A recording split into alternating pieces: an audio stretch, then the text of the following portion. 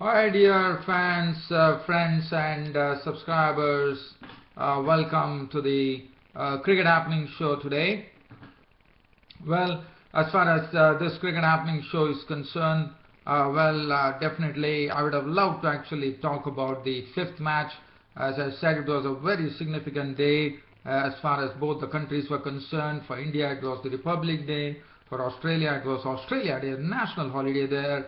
And what a shame that the match really didn't take off, in the sense that it really was played in a half-hearted manner. There was rain, there was everything was ruined, and the fifth match ended in a no-result match between Australia and India. And this was a very crucial match for India.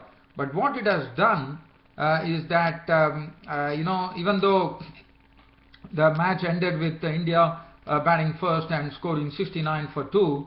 What it has done is, even though the match was not fully played, the end result was the points were shared between both the teams at the Sydney Cricket Ground, and that has enabled India now to have a look into the final, because the next match, which is coming up on Friday in Hobart, would assume greater significance for both the teams. It's a virtual semi-final that would be happening, and that would decide whichever team wins will go on to meet Australia in the finals, and that will decide the posting of the team which is going to actually meet Australia. So I would really say India are very, very lucky. They have not been having a good run, and here luck has really smiled on them with the rain gods coming in and intervening, and that has really helped India now to keep an eye on this Carlton mid-one-day international tri-series, as the points were shared between Australia and India at 2-2. And well, just talking about this match in a very, very brief manner, there was a long interruption. The play didn't start on time, and what a shame, As I said, it was a local national holiday there in Australia. India had the Republic Day, so people in India would also be eager to watch the match, and it was a total disappointment, unfortunately. And I would only say one thing here, that what it has done is India definitely, well, they are quite lucky, there's no doubt about it. But and yesterday it was, the Jadeja and Ishan Sharma were also there in the team. So I was really looking forward to see how they are doing after their injury problems that they had. And unfortunately that was not the case. One thing that the Australian, I would say, the cricket board did is they basically decided that since the rain stopped, rain was the one which actually ruined proceedings. As you know, it was a national holiday and a lot of spectators would have assembled, and it was a real very sorry to see that this match didn't go the whole hog because of rain. But one good thing that the Australia did is to tell the spectators that they'll be getting that 50% of their the fees that they paid to watch the match, they would be refunded. So that was I thought that was a nice gesture on the part of the Australian cricket to do so. I'm sure the spectators would have been at least even though they couldn't watch the whole match, but at least they would be happy that they are going to get at least 50% refund from the Australian, from Australia, which is good. Well, just talking about this match, nothing much to talk about.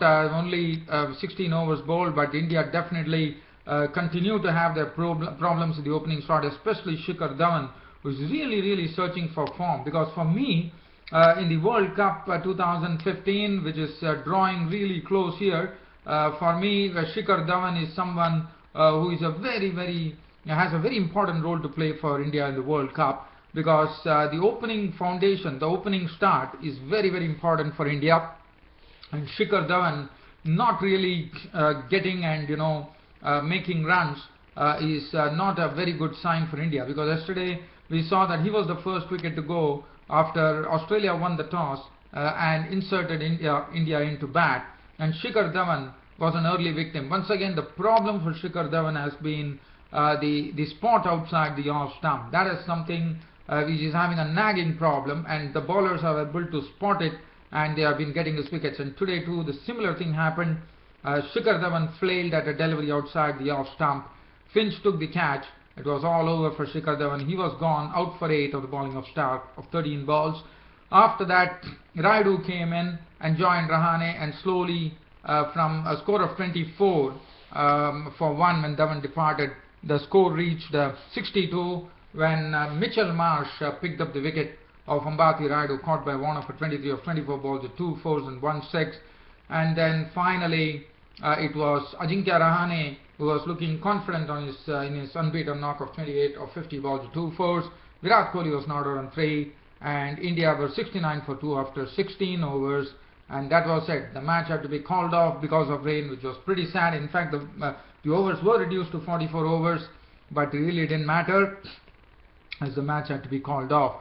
The bowling, Mitchell Stark 4 overs 1 for 11. Hazelwood came in for some pump here. Hazelwood 5 overs none for 25. In fact, Ambati Rayudu went after him.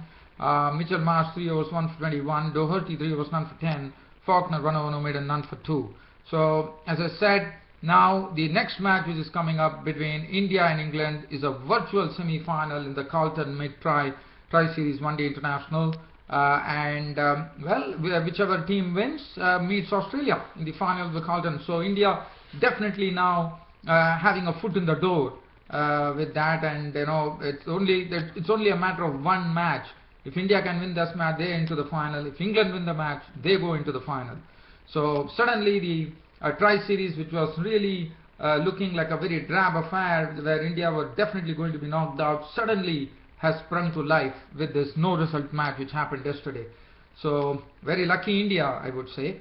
Okay, so now let's leave in from here, and let's talk about a match. Now this is a match which I'm talking about. This match was over before. I just want to touch on it because, as I said, there's not much to cover, but my cricket happenings is something which will always talk about cricket, whether the match was played today, whether the match was played yesterday or day before. So I know my subscribers really love this show, so why not share something with you, dear fans and subscribers.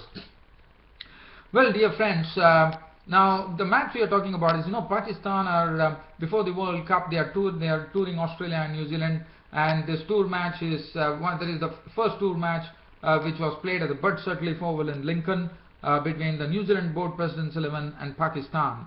And well, the outcome was New Zealand Board President's 11 defeated the Pakistan team, the touring Pakistan team, by 6 wickets. Now let's have a look at what Pakistan did. Well, Pakistan batted first, and they put up a very good score on the board of their 49.3 overs. They were 330 in all out. The very pleasing contribution coming in from Misbah-ul Haq. As I said, Misbah-ul Haq is one who has decided that he is going to hang up his boots in test matches, as you would all know. It's after the World Cup, I suppose. So Misbah-ul Haq is someone, from the test matches, because he scored, as you know, one was really disappointed to know that, but Misbah-ul Haq really shows that he has a lot of things left in him. He made 107 of 119 balls with 10 fours and 1 6. The other sizable contribution coming in from Umar Akmal, who made 68 of 59 balls with 10 fours, Wahab Riaz chipping in with 30 of 21 balls with 2 fours and 2 sixes, 21 coming from Hassan Adil of 9 balls with 3 fours and 1 6, and Pakistan were 330 in all out. Ahmed Shahzad made 37 of 34 balls with 6 fours and 1 6. Hafiz was out for 2. Yunis Khan was cheaply dismissed for 1. Maqsood was out for 15.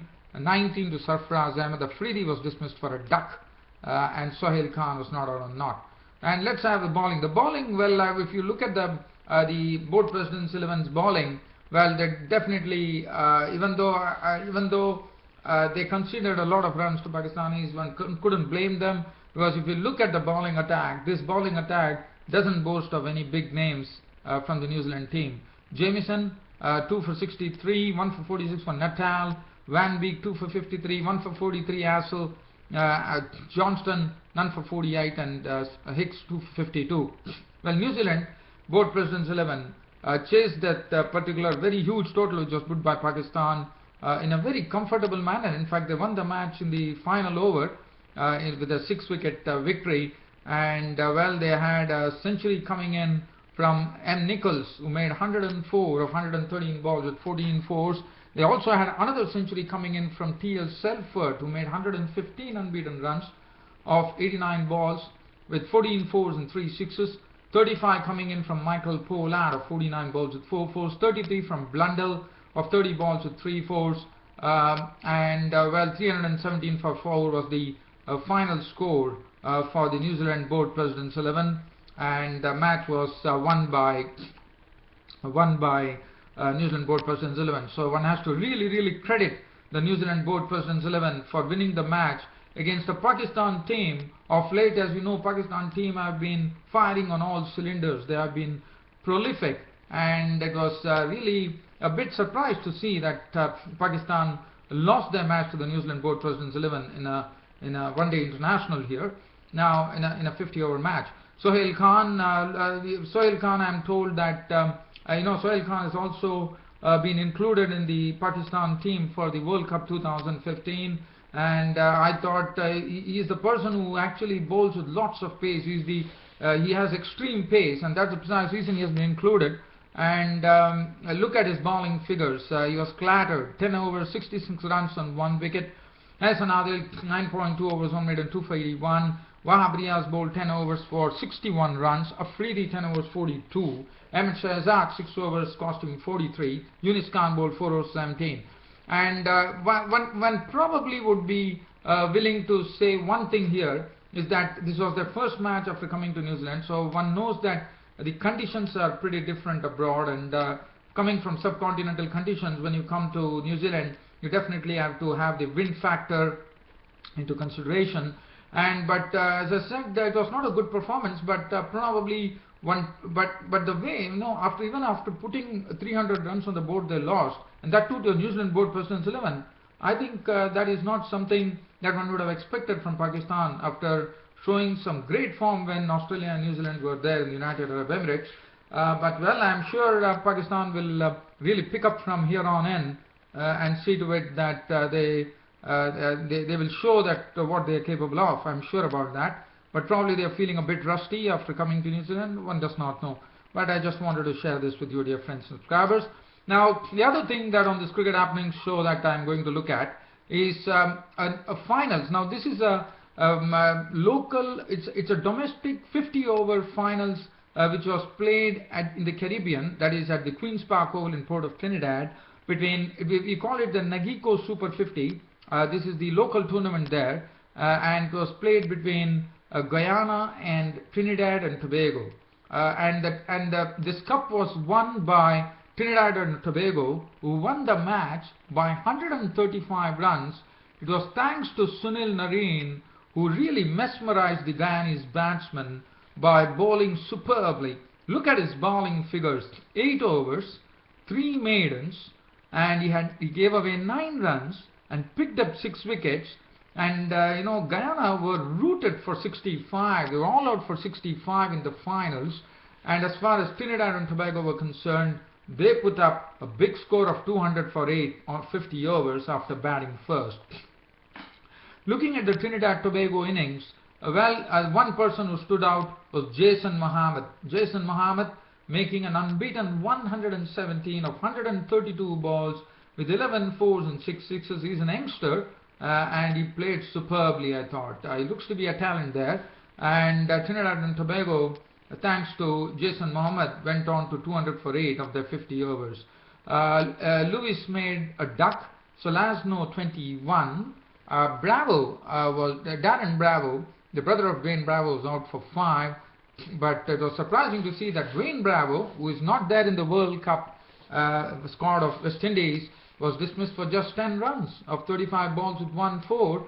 And then Kieron Pollard, who is also not included in the West Indies team for the World Cup 2015, was dismissed for 9 of just 20 deliveries with no 4 and no 6s. Cooper made 2. Narine was out for 9. 200 for 8 was what Trinidad and Tobago put out on the board. The bowling, Winsat 2 for 44, Crandon 2 for 27, 3 for 22 for Veersamy Permaul, the spinner, bowled excellently, I thought. Vishu, a forgotten man of West Indies cricket, one could say. 9 overs no made and 1 for 42. As far as Guyana were concerned, they had to chase 201 to actually win the match. And well, they were rooted for 65.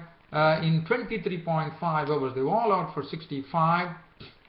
And as I said, the chief architect was Sunil Narine, who really mesmerized the Guyanese batsmen, and the Guyanese batsmen succumbed to his wiles as Sunil Narine bowled 8 good overs with 3 maidens, 9 runs and 6 wickets. And I think Sunil Narine is one who really does something extraordinary every time he goes into bowl. Now Guyana, well, they were chasing 201 runs to win, and let's have a look at their batting card. Now the batting card, there was only one person who actually reached double figures, and he was the highest scorer, and it was Griffith, who contributed 31 at the top of the order of 28 balls with 6 fours. Other than that, you will have a phone number coming in, as Chandrika was out for 7, Reefer was out for 1, Chandrapal, the bedrock of Guyana, was out for 7, Barnwell was out for a duck, Crandon was out for 3, Bramble was out for 1, Bishu was out for 5, Parmal made only 2, Jacobs for 5, Vince was out for 0, and Guyana were all out for 65. Thus, Trinidad and Tobago not only winning the match by 135 runs, but going on to pick up the trophy, the Nagico Super 50, as this was the finals of the local 50-over tournament. So Trinidad and Tobago were the champions. The bowling, Dwayne Bravo, well, he did his job, 7 overs, 1 minute, 2 for 29, but it was not enough. Ravi Rampal is another forgotten man, and I always have felt that Ravi Rampal, Ravi Rampal is also not there, I reckon, in the World Cup 2015, if I'm correct. So Ravi Rampal, well, he bowled very well, 6 overs, 1 minute, none for 22. Sunil Narine, I've already spoken about. He was the man of the match. He held the man of the match jointly with Jason Mohammed, who made 117. And Jason Mohammed bowled 1.4 overs, no maiden, 3 runs, 2 wickets. Kevin Cooper bowled a solitary over, which was a maiden. So Trinidad and Tobago winning the 2014-15 Nagico Super 50 tournament here in the Caribbean. Congratulations to them. Now the last the last thing that I'm going to speak about in the Cricket Happening Show is the Big Bash League, semi-finals. This was the second semi-finals which was played at the WACA in Perth between Perth Scorchers and Melbourne Stars, and the match was won by Perth Scorchers. In fact, Perth Scorchers are going on to their 4th final of the Big Bash League 2015. In fact, this is the 4th final in the history of the tournament, and they were the ones who batted first. They racked up 100 and they couldn't put a good score, I could say. They only put 144 for 7 of 20 overs, but I thought they defended the score very well in the second semi-final against the Melbourne Stars. For Perth Scorchers, Michael Carberry contributed a hard-hitting 50 of just 36 deliveries with 6 fours and 1 6, 35 coming in from Sean Marsh at the top of 34 balls with 2 fours. Klinger was out for 5. Adam Vokes was dismissed for 3. Turner was out for 1. Whiteman made 18 of 13 balls with 1 4 and 1 6. Coulter Nile, the all-rounder, making 22 of 9 balls with 2 fours and 2 sixes. And that was it. And 144 for 7 of 20 overs was the final score for Perth Scorchers. And the bowling, Jason Bird bowled very well, 4 overs, 1 minute and none for 19 for him. Hastings 4 overs, 3 for 27. Clinton McKay 4 overs, 1 maiden, 1 for 33. Peterson 1 over for 13. Boland bowled 3 overs, 1 for 25. Michael Beer 4 overs, no maiden, 2 for 25. So that was the card. As far as the Melbourne Stars were concerned, probably one thought that the 144 score was not a big score at WACA in Perth, but well, let me tell you, it was the bowling of Atai who came in and bowled very well, bowled in the right areas to bowl 4 overs, no maiden, none for 18. He bowled 2 wickets for 31 for Coulter Nile, Behendorf 1 for 29, 2 for 22 for Yasser Arafat, and Melbourne Stars were all out for 126. So Melbourne Stars, well, they boasted some big names, but nothing was really forthcoming. Cameron White, who contributed 13 of 24 balls with 1 4. Luke Wright was out for 31 of 25 balls with 3 fours. Kevin Peterson made 31 of 27 balls with 1 6. Hanscom was out for 0. Rob Quinney was out for 7. Triffitt made only 1. Hastings tried to do his bit by contributing 22 of 15 balls with 2 4s and 1 6, but to no avail. as the tail was totally wrapped up by tie, as Hastings was out for 22, McKay for 5, Boland out for 5, Bird out for 3, Beer was not out on 1, and Perth Scorchers, as I said, have advanced to the finals of the Big Bash League 2015, and this is their 4th finals in the history of the game. And really would like to congratulate the Perth Scorchers. Now Perth Scorchers and they are in the 4th straight final. So basically it's the 4th consecutive finals of the Big Bash League 2015 for Perth Scorchers. And Perth Scorchers, as we all know, would be taking on the Sydney Sixers in the finals of the Big Bash League 2015. Well, I think that really puts a wrap on my Cricket Happening show today. Hope you all enjoyed it. Once again, your host Ram. We'll be back with you tomorrow for more cricket on this Cricket Happening show. Until then, it's good night from Ram Studios. Thank you.